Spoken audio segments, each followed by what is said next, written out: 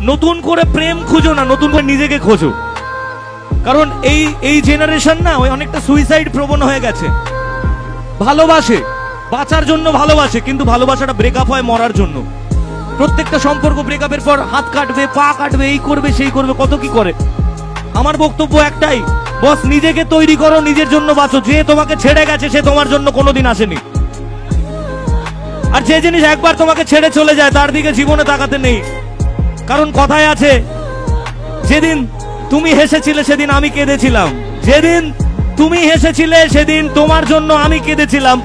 আর আজ আমি একা নই, আমরা সবাই মিলে হাসি একসাথে, আর তুমি সেখানে বসে কাঁদো।